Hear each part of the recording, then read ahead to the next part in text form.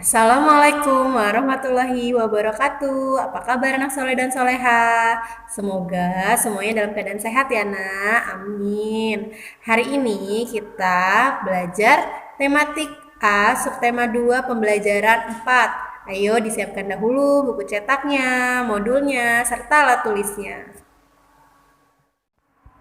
Hari ini kita akan belajar materi IPS, menjelaskan bentang alam Indonesia. Bahasa Indonesia membuat karangan tentang flora dan fauna endemik di suatu daerah dengan mengembangkan ide pokok. PKN membandingkan nilai-nilai yang terkandung pada tiap sila Pancasila.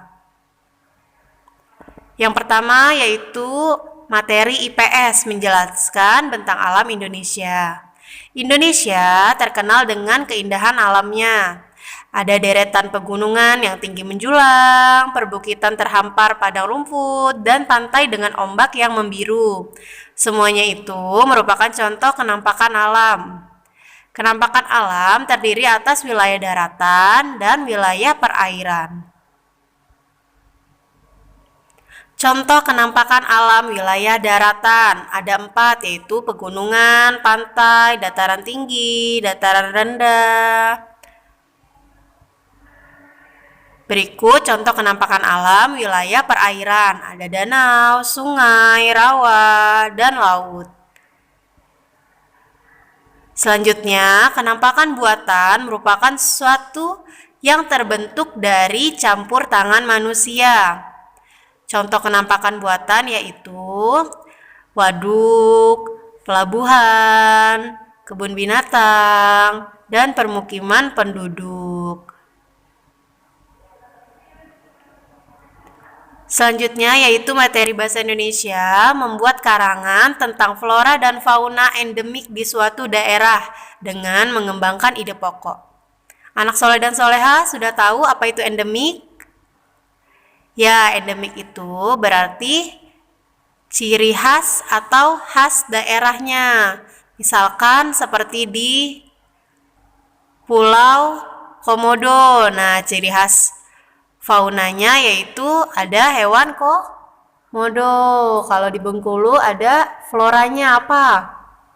Floranya yaitu bunga Rafflesia Arnoldi. Nah, selain kaya akan bentang alam, Indonesia juga kaya akan keragaman flora dan faunanya. Mengapa flora dan fauna menjadi sangat beragam? Nah, silakan anak soleh dan soleha dibaca teks halaman 59 di buku cetaknya tentang ragam flora dan fauna di Indonesia. Selanjutnya yaitu materi PKN, membandingkan nilai-nilai yang terkandung pada setiap sila Pancasila.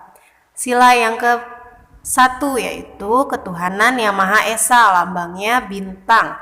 Arti lambang, gambar bintang melambangkan cahaya rohani yang dipancarkan oleh Tuhan untuk menerangi umat manusia.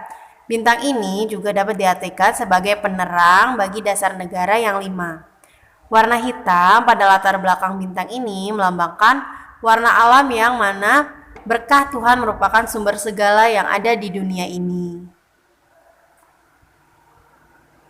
Selanjutnya, sila kedua, kemanusiaan yang adil dan beradab. Lambangnya yaitu rantai. Arti lambang, mata rantai berbentuk segi 4 merupakan lambang laki-laki, sedangkan mata rantai yang berbentuk bulat menggambarkan perempuan.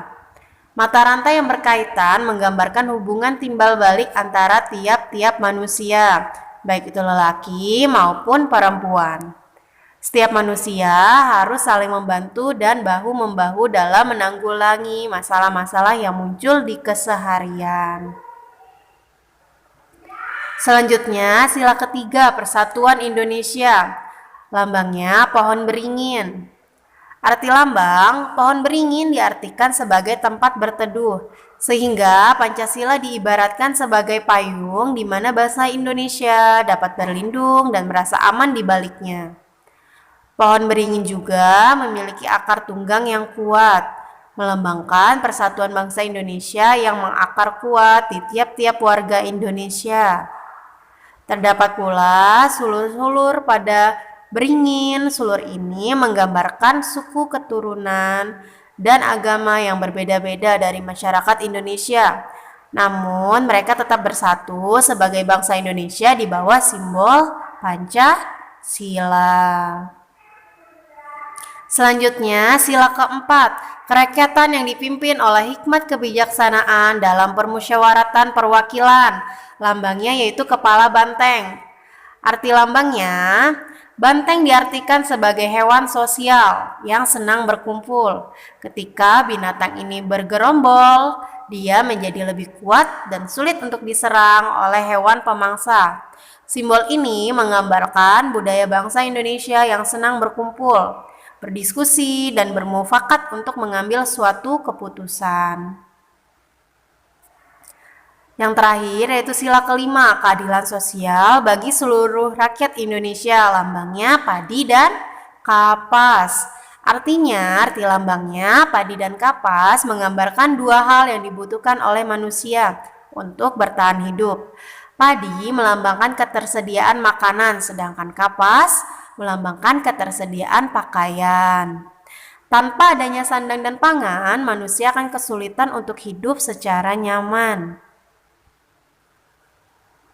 Contoh pengamalan Pancasila dalam kehidupan sehari-hari. Sila yang pertama contohnya, mengembangkan sikap saling menghormati kebebasan dalam menjalankan ibadah sesuai dengan agama dan kepercayaan masing-masing. Contoh yang kedua, percaya dan takwa kepada Tuhan Yang Maha Esa sesuai dengan agama serta kepercayaannya masing-masing.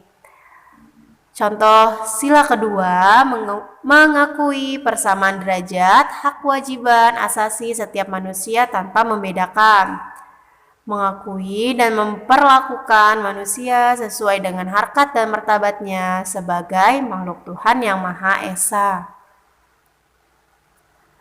Contoh pengamalan sila ketiga, bangga dan cinta terhadap tanah air dan bangsa, rela berkorban demi kepentingan bangsa dan negara.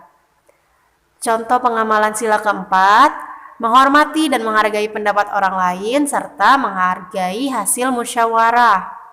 Contoh pengalaman sila kelima, peduli terhadap penderitaan yang dialami orang lain, tidak melakukan perbuatan-perbuatan yang merugikan pihak umum. Nah, sekian materi pembelajaran tematik hari ini. Semoga ilmu yang Umi berikan dapat bermanfaat bagi anak soleh dan soleha. Amin. Untuk tugasnya hari ini, anak soleh dan soleha mengerjakan latihan soal yang ada di modul halaman 50. Langsung dikerjakan di modul ya, Nak. Umi akhiri pembelajaran hari ini. Tetap semangat dan sampai bertemu di pelajaran selanjutnya. Wassalamualaikum warahmatullahi wabarakatuh.